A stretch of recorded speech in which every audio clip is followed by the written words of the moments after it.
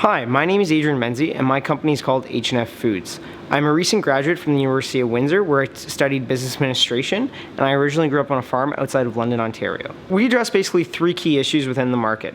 The one is farmers want to farm, and they don't have the resources to scale their business. Farming practices have become very industrialized. Antibiotics, hormones, pesticides, Roundup Ready, it's all very common in all of farmers' fields.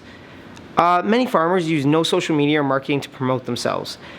Basically, most farmers, they don't know what search engine optimization is. They don't know what Google Plus ads is. They don't know how to target Facebook ads.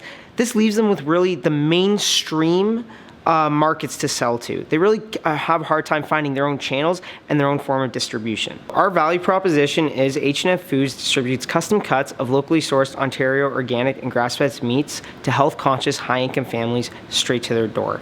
We do this through basically developing a website and basically being the middleman for the farmer.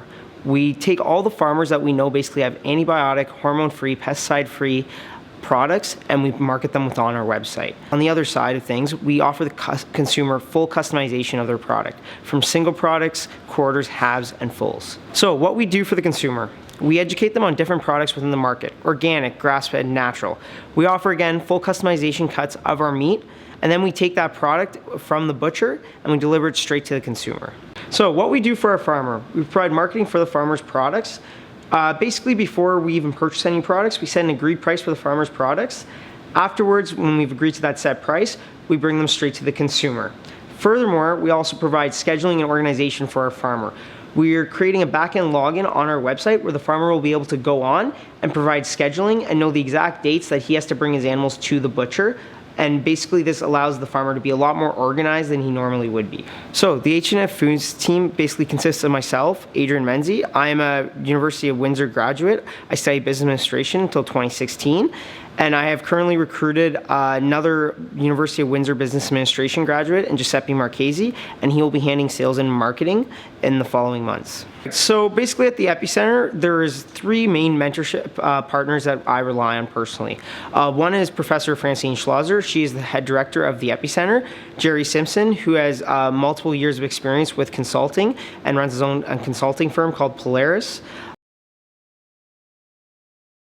Is a professor and has lots of experience with entrepreneurship and startup ventures. So basically, the H&F Foods journey began in May 8th of 2016 when I officially became an RBC Founders member at the Epicenter. And I began, basically the first step we took was begin researching grass-fed and organic markets. So basically May 2nd comes around and we began contacting key organic suppliers and farmers. In total, I probably contacted over 60 organic farmers within Ontario. I also looked at key middlemen that were kind of key organic suppliers and distributors already and got in contact with them. So on June 1st, 2016, I began researching, interviewing, and surveying potential channels of distribution. I've talked to grocery stores, restaurants, wineries, butchers, farmers markets, golf clubs, gyms, and yoga studios, all basically to determine where I could potentially find my direct consumer market. After spending about 2 months researching my key suppliers and my key channels of distribution, on July 25th, 2016, I was officially able to sign my first key supplier. Her name is Jill Shank from Walkerton, Ontario, and she farms 100% grass-fed Dexter beef cattle. On August 22nd, I was able to drive up to Jill Shank's farm, and I was able to pick up basically half of an animal she had left over from the previous animal that she had butchered that she was not able to sell. I used this as a trial run to basically prove to myself that it was possible to sell antibiotic-free, hormone-free, pesticide-free meat. And to my surprise, I sold out $560 worth within 3 days. And basically, this proved to me that there was actually a demand in the market for this product. After determining there was a demand for my product, I went to work in completing my first version of my website. Originally, my company was called Sea Farms, but afterwards, I decided to switch that name. About in the first week of September as well, I was able to obtain a second farmer. He's been my neighbor for 25 years. His name is Christian Burker. And basically, my other product was federally certified organic spring lambs. After a few months of talking to my farmer, putting in the orders, talking with the butchers, on September 29th, 2016, I officially picked up my first custom product for H&F Foods, 100% grass-fed Dexter beef cattle. I delivered about 1,200 worth of pre-sold product within a week and a half, and I'm looking to continue to expand my sales. Looking towards my progress for October 2016, I'm focusing on a few key things. I'm focusing towards scaling and growing H&F Foods as a whole, as a company. I'm continuing always to look to sell more product and obtaining more key partners in the terms of farmers and basically key partners that can help me distribute direct to consumers. I'm also releasing a new design of my website. Now I'm going to discuss a little bit about basically the organic market in Canada. In 2012, the organic products sold in Canada are valued about $4 billion. Since 2006, this has tripled in value.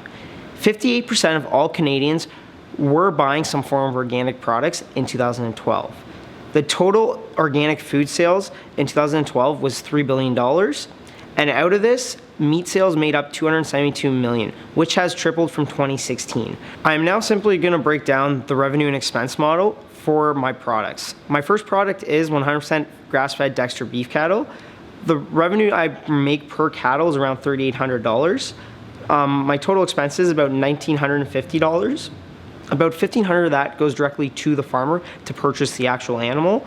About $300 is paid to the butcher to process that animal, and I factor in about $150 for shipping costs to get that product directly to the consumer. In total, I make about $1,850 in net income off of per cattle. My revenue expense model is a little smaller for my certified organic spring lambs. I basically project to make about $480 in revenue off of per lamb. My expenses are a total about $370. I basically pay the farmer $250 for each lamb. I pay $100 to the butcher to have it processed, and I factor in about $20 for shipping costs to get that product to my consumer. I am now going to discuss my cash flow projections for the following months. In September, I did my first trial run by selling just a small portion of product that my farmer had left over from a previous animal.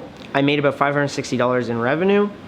I generated about $160 off of net income, and I had originally already put about $1,500 into the business to get it off the ground.